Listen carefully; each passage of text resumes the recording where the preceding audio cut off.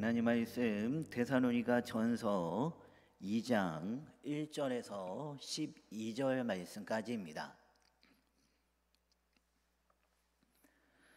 데살로니가 전서 2장 1절에서 12절 말씀까지.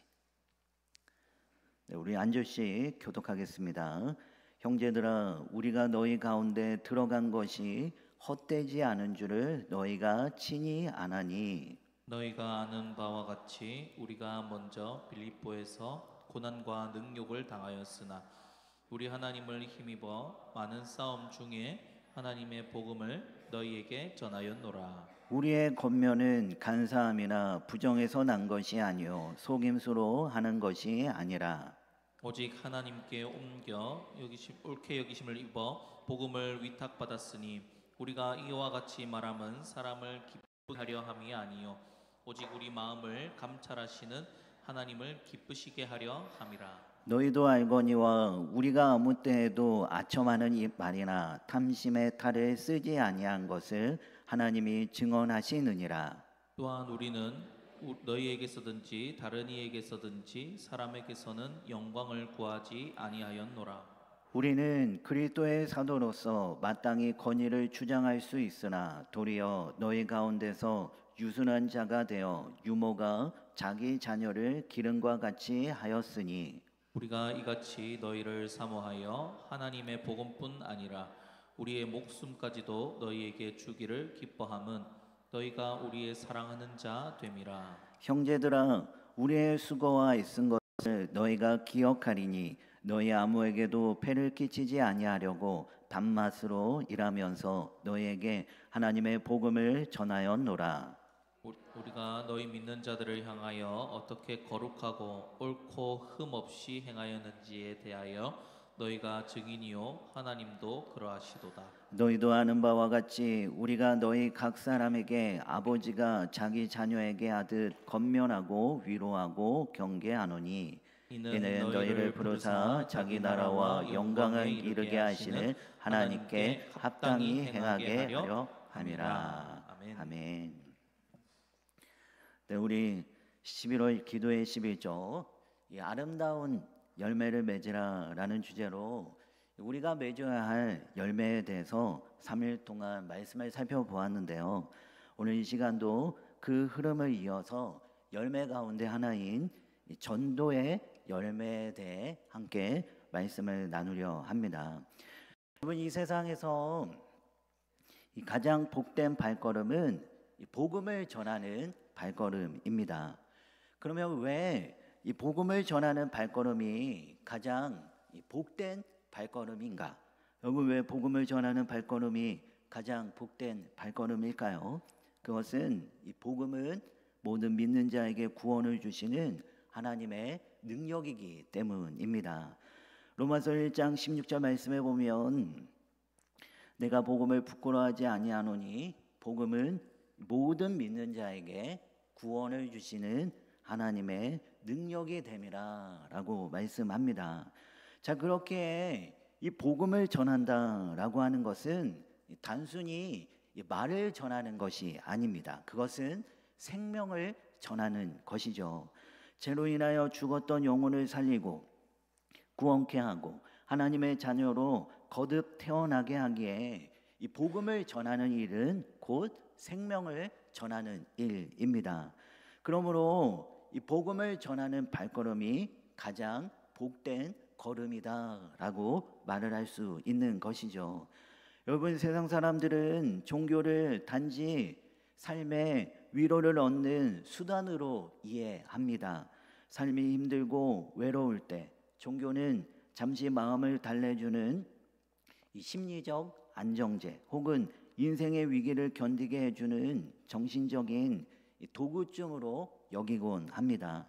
또한 어떤 이들은 말을 하기를 모든 종교는 다 똑같다라고 말을 하면서 어떤 종교를 믿든 다 구원에 이를 수 있다라고 그렇게 말을 합니다. 그러나 여러분, 구원은 여기에도 있고 저기에도 있는 것이 아니죠. 구원은 단 하나, 오직 예수 그리스도밖에 없습니다. 요한복음 14장 6절 말씀에 보면 내가 곧 길이요 진리요 생명이니 나로 말미암지 않고는 아버지께로 올 자가 없느니라라고 했습니다. 그리고 또한 사도행전 4장 12절 말씀에도 보면 다른 이로서는 구원을 받을 수 없나니 천하 사람 중에 구원을 받을 만한 다른 이름을 우리에게 주신 일이 없음이라라고 말씀합니다. 자, 이처럼 구원은 오직 하나 예수 그리스도 안에만 있습니다. 예수님이 죄인을 대신해 십자가에 달리시고 죽음을 이기시고 부활하셔서 우리에게 영원한 생명의 길을 열어 주셨습니다.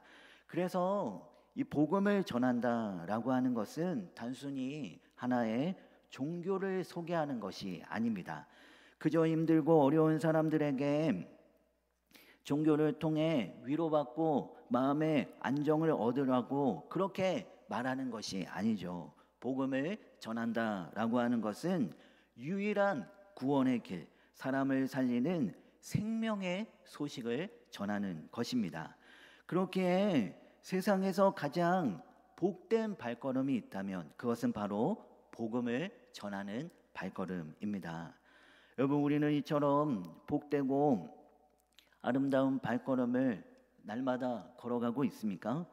이 복음을 들고 나아가고 있습니까? 전하는 자가 없는데 어찌 예수님을 알고 믿으며 구원에 이를 수 있겠습니까? 그래서 우리는 항상 복음을 전해야 합니다. 우리가 서 있는 그 자리에서 또한 가는 곳곳마다 또한 만나는 사람들마다 예수 그리스도의 복음을 전하고 또 전하고 우리는 부지런히 전해야 합니다. 여러분, 이렇게 아름답고 이런 복된 발걸음에 우리 모두가 함께 동참하는 우리 모두가 다 되어지길 소망합니다. 특별히 오늘 본 말씀에는 이 전도가 무엇인지를 우리에게 가르쳐주고 있는데요. 첫 번째로 전도는 하나님께서 나에게 위탁하신 것입니다. 오늘 말씀 4절 말씀 우리 다 같이 한번 읽어볼까요? 4절 자 시작. 오직 하나님께 옳게 여기심을 입어 복음을 위탁받았으니 우리가 이와 같이 말하는 사람을 기쁘게 하려 함이 아니요 오직 우리 마음을 감찰하시는 하나님을 기쁘시게 하려 함이라. 네, 여러분 여기에 보니까 오직 하나님께 옳게 여기심을 입어 복음을 위탁받았다라고 그렇게 말씀합니다. 그러니까 사도 바울이 복음을 전하는 이유가 무엇입니까? 복음을 전하는 이유는 하나님께서 그에게 복음을 전하라고 부탁하셨고 위탁하셨기 때문에 그렇습니다. 그렇기에 전도는 무엇이냐? 전도는 하나님께서 나에게 부탁하시고 나에게 맡기신 일입니다. 그것이 바로 전도입니다. 여러분, 하나님은 전능하신 여호와 하나님이십니다. 그분은 얼마든지 스스로의 능력으로 영혼을 구원하실 수 있는 여호와 하나님이시죠. 그럼에도 하나님은 그 일을 혼자 하지 않으십니다. 사도 바울을 부르셔서 사도 바울에게 복음의 말씀을 부탁하셨고 또한 위탁하셨습니다. 그리고 또한 오늘날 나를 부르시고 우리를 부르셔서 나에게 그리고 우리에게 그 복음을 맡겨 주셨습니다. 다시 말해 하나님은 영혼 구원하는 그 일을 누구를 통하여 이루어 가시고자 하시는가? 나를 통해 우리를 통해 영혼 구원하시는 그 일을 이루어 가시는 여호와 하나님이십니다. 여러분은 그 부르심 앞에 어떻게 반응하며 삶을 살아가고 있습니까? 아멘하며 순종하며 복된 발걸음을 걸어가고 있나요? 어떻게 생각해 보면 투덜대며 우리가 불평할 수도 있습니다. 내가 맞는다라고 말을 한 것도 아닌데 왜 하나님께서 나랑 의논하지 않으시고 일방적으로 내게 그러한 일들을 맡겨 주셨을까? 투덜대며 원망하며 불평할 수도 있습니다. 그런데 여러분, 우리가 몰라서 그렇지 하나님께서 내게 이런 일을 맡기셨다라고 하는 그 자체가 얼마나 큰 은혜인지 모릅니다. 여기서 복음을 위탁받았다라고 하는 이 말은 원문에 보면 하나님께서 우리를 믿고 신뢰하여 맡기셨다라고 하는 그러한 뜻입니다. 여러분 한번 생각해 보십시오. 우리가 하나님 앞에서 무엇을 자랑할 수 있겠습니까? 우리는 연약하고 부족하고 때로는 넘어지기까지 하는 그러한 존재입니다. 그럼에도 불구하고 그런 우리에게 하나님은 복음을 맡겨 주셨습니다. 그러니 전도는 귀찮은 일이 아니죠. 전도는 은혜이고 전도는 영광입니다. 그렇게 우리에게 맡겨주신 이 전도의 사명들을 우리는 감사함으로 복음을 전하며 삶을 살아야 합니다. 그리고 또한 두 번째로 전도는 하나님을 기쁘시게 하는 일입니다. 우리 4절 말씀 다시 한번 읽어볼까요? 4절 자 시작. 오직 하나님께 옳게 여기심을 입어 복음을 위탁받았으니 우리가 이와 같이 말함은 사람을 기쁘게 하려 함이 아니요 오직 우리 마음을 감찰하시는 하나님을 기쁘시게 하려 함이라. 네, 여러분 여기에 사람을 기쁘게 하려 함이 아니요 오직 우리 마음을 감찰하시는 하나님을 기쁘시게 하려 함이라 라고 말씀합니다. 그러니까 사도 바울이 복음을 전한 목적이 무엇입니까? 그저 자신의 이름을 높이거나 사람들의 비위를 맞추기 위해서가 아닙니다. 복음을 맡기신 그 하나님, 그분을 기쁘시게 하시기 위해서입니다. 그래서 6절 말씀에도 보면 우리는 너에게서든지 다른 이에게서든지 사람에게는 영광을 구하지 아니하였노라 라고 했습니다. 사람에게는 영광을 구하지 않았다. 여러분 왜 그랬을까요? 말 그대로 자신이 복음을 전하는 이유가 사람의 인정이 아니라 하나님의 기쁨이었기 때문입니다.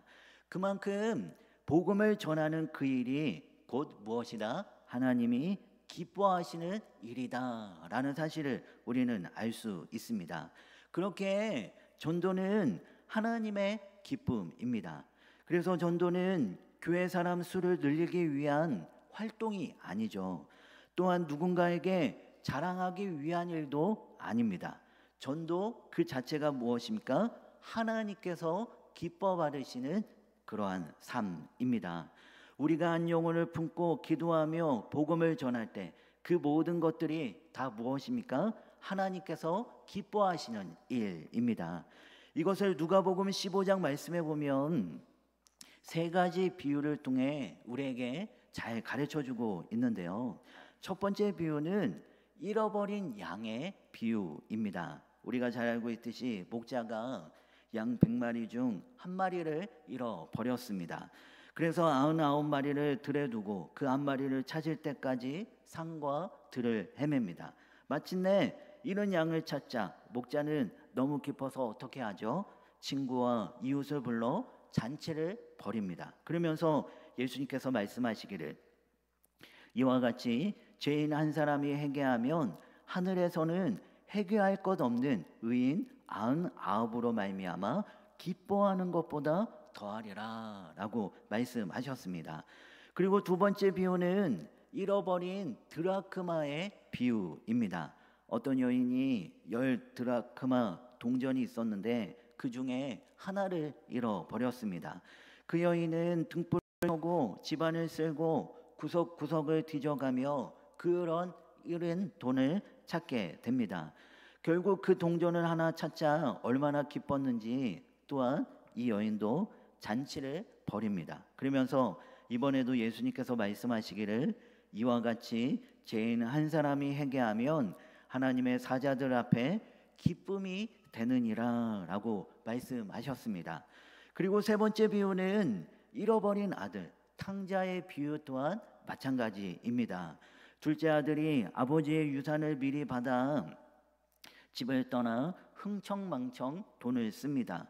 그러다가 자신의 잘못을 깨닫고는 아버지의 집으로 돌아갔더니 아버지가 너무 기뻐서 어떻게 하죠? 살찐 송아지를 잡고 이 잔치를 벌입니다. 그랬더니 첫째 아들이 아버지께 불평하니까 아버지가 이렇게 말을 합니다. 네 동생은 죽었다가 살아났으며 내가 잃었다가 얻었기로 우리가 즐거워하고 기뻐하는 것이 마땅하다라고 그렇게 말을 합니다. 여러분, 이 세 가지 비유가 공통적으로 우리에게 알려주는 의미가 무엇입니까? 그것은 잃어버린 것을 찾았을 때 하나님의 기쁨을 말해주고 있습니다. 그러니 그만큼 전도는 무엇이냐? 전도는 하나님의 기쁨입니다. 전도는 하나님께서 기뻐하시는 그러한 일들입니다. 그렇게 우리는 이 전도의 사명들을 어떻게 감당해야 합니까? 기쁨으로 감당해야 합니다. 때로는 부끄럽고, 때로는 귀찮고, 때로는 이 부담스러울 수도 있지만 이 일이 하나님께서 기뻐하시는 일이기에 여러분, 우리는 어떻게 감당해야 합니까? 기쁨으로 감당하며 나아가야 합니다. 그리고 또한 세 번째로 전도는 영혼 사랑입니다. 오늘 말씀은 2절 말씀, 우리 다 같이 한번 읽어볼까요? 2절, 자 시작.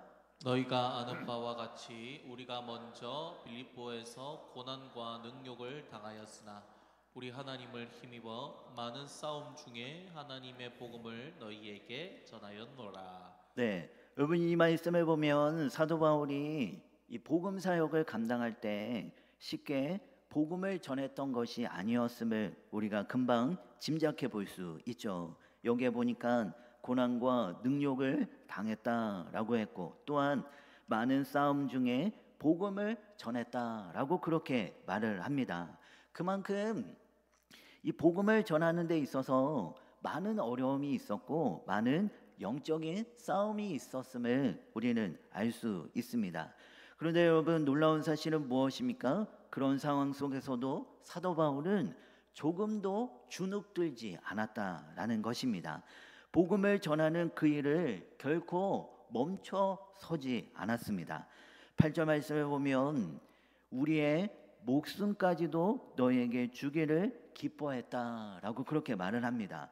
또한 9절 말씀에도 보면 우리의 수고와 애쓴 것을 너희가 기억하리니 밤낮으로 일하면서 하나님의 복음을 전하였다라고 그렇게 말을 합니다.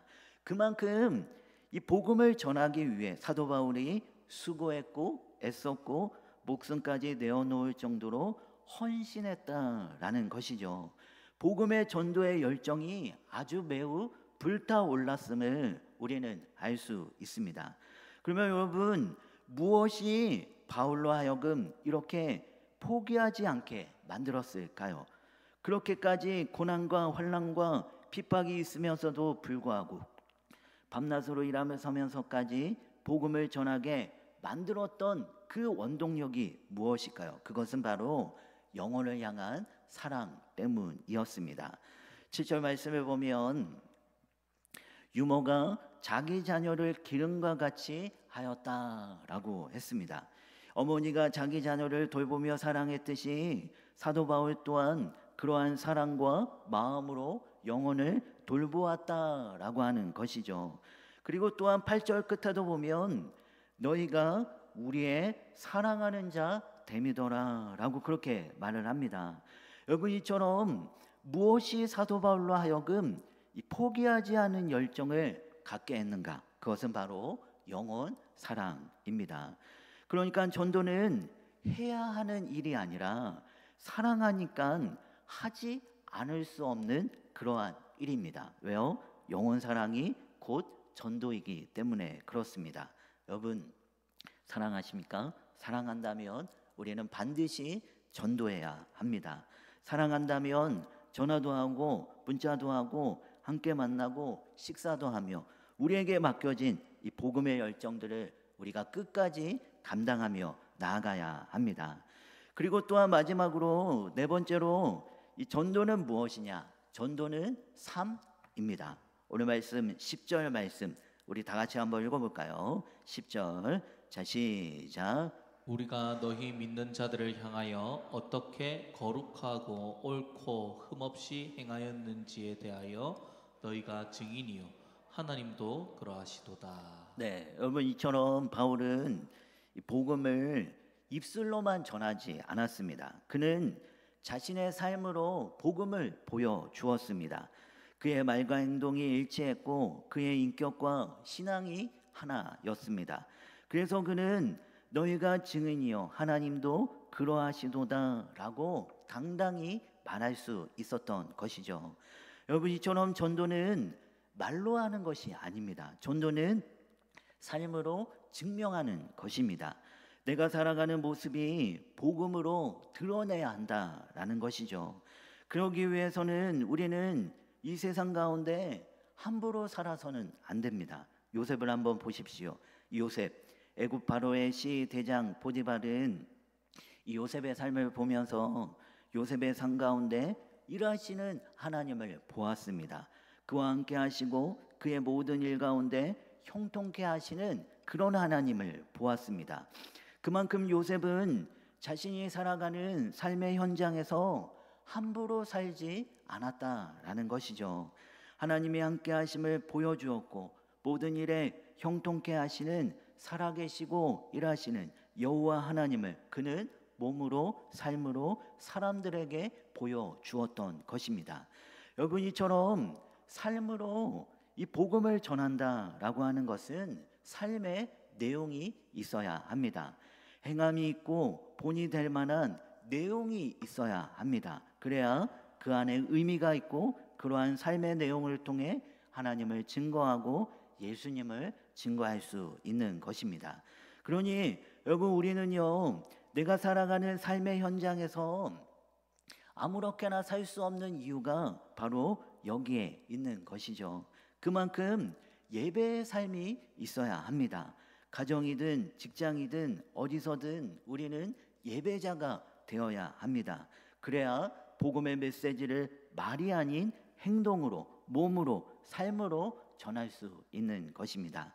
여러분, 이와 같이 오늘 이 시간 우리는 오늘 본문 말씀을 통해 전도가 무엇인지를 함께 살펴보았습니다. 전도는 하나님께서 우리에게 맡겨주신 일입니다. 그리고 전도는 하나님을 기쁘시게 하는 일입니다. 또한 전도는 영혼 사랑입니다. 사랑한다면 우리는 반드시 전도해야 합니다. 그리고 전도는 우리의 삶입니다. 삶이 곧 전도입니다. 그렇게 여러분, 우리는 어떻게 삶을 살아야 합니까? 전도하는 이 일에 말씀을 전하고 복음을 나누는 그 일에 기쁨으로 감사하며 또한 우리는 수고하며 애쓰며 나아가야 합니다. 오늘 말씀 1절 말씀을 보면 우리가 너희 가운데 들어간 것이 헛되지 않았다라고 그렇게 말을 합니다. 여러분, 왜 헛되지 않았을까요? 사도 바울이 전한 그 복음의 씨앗이 자라서 열매를 맺었기 때문에 그렇습니다. 당시 많은 환난과 핍박이 있었지만 데살로니가 교회는 믿음의 역사와 사랑의 수와 소망의 인내로 모든 믿는 자들의 본이 되는 그러한 교회였습니다. 그만큼 사도 바울이 뿌린 그 복음의 씨앗이 결코 헛되지 않았다라는 것이죠. 그 씨앗은 자라 열매를 맺게 했습니다. 여러분, 우리 또한 마찬가지입니다. 전도 대상자를 위해 기도하는 것, 문자하고 전화 통화하는 것, 만나서 함께 식사하고 차를 마시는 것, 이런저런 모양으로 복음의 씨앗을 심는 것, 여러분, 이 모든 것들은 결탄코 헛되지 않습니다. 반드시 복음의 씨앗은 자라서 열매를 맺을 줄 믿습니다. 지금 당장 눈에 보이지 않는다고 여러분 실망하며 낙심하는 것이 아니라 우리가 믿음으로 끝까지 복음의 씨앗을 뿌리며 나아가는 우리 모두가 다 되어지길 소망합니다. 갈라디아서 6장 9절 말씀에 보면 우리가 선을 행하되 낙심하지 말지니 포기하지 아니하면 때가 이름에 거두리라 라고 말씀합니다. 여러분, 낙심하며 포기하지 말고 우리를 통해 맺게 될 전도의 열매들을 바라보며 기쁨으로 감사함으로 또한 삶으로 복음의 말씀을 힘껏 전하는 그냥 우리 모두가 다 되어지길 소망합니다. 우리 함께 기도합시다. 하나님 아버지, 감사합니다. 하나님, 우리가 무엇인가인데 우리에게 귀한 복음의 말씀을 전할 수 있는 그런 은혜들을 우리에게 허락하여 주시니 감사합니다. 우리가 이런 일들을 우리가 기쁨으로 우리가 감당하며 나아가길 소망하오니 죽어가는 영혼들을 바라볼 때 하나님 아버지의 마음으로 불쌍히 여길 수 있는 그 마음을 우리가 불같이 일어나게 하여 주셔서 우리가 때를 얻든지 못 얻든지 항상 주님의 말씀을 전하게 하여 주시고 또한 특별히 삶을 통하여 하나님의 말씀을 전하며 나아가길 소망합니다.